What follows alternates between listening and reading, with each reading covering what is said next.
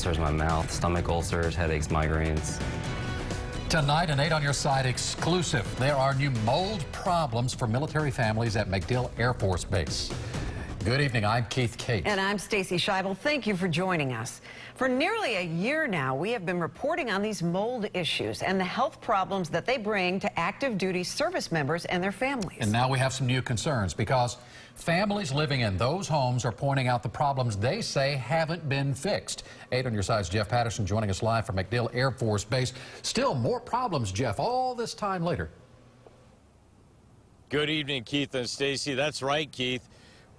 The mold issues we're talking about aren't just impacting one house and one family. And now with new evidence, it's very obvious these issues are not being fixed.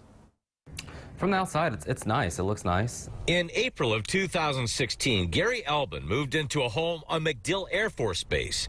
These are photos he took from inside of the house. But there's things that you don't always see.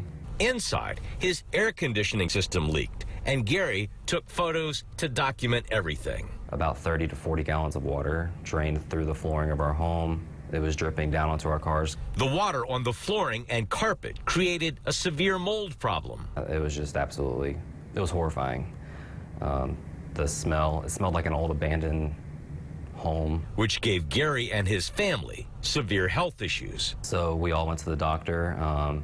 My kids missed school a couple of days, had to go to urgent care. And there was no real explanation for why we were experiencing these medical problems. Attorney Natalie Quam is representing Gary and other families with mold issues in their base housing. She says, despite congressional attention and multiple public hearings, the problems are not being fixed. The mold has continued to grow, get worse. These families are getting sicker and sicker, and it's just really appalling that this has fallen on deaf ears. 8 on Your Side will continue to follow this issue until someone does listen and does something about it. Keith? Jeff, it seems like every time you do one of these stories, they talk about the fixes that they're working on. What's being done to resolve this problem? Anything at all that you can see?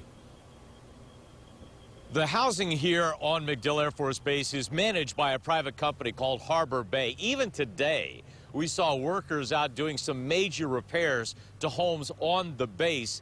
But the people who live there tell us these fixes aren't being done correctly, and so the problems continue. Keith? All right. I know you'll stay on it. Jeff Patterson reporting live at MacDill Air Force Base.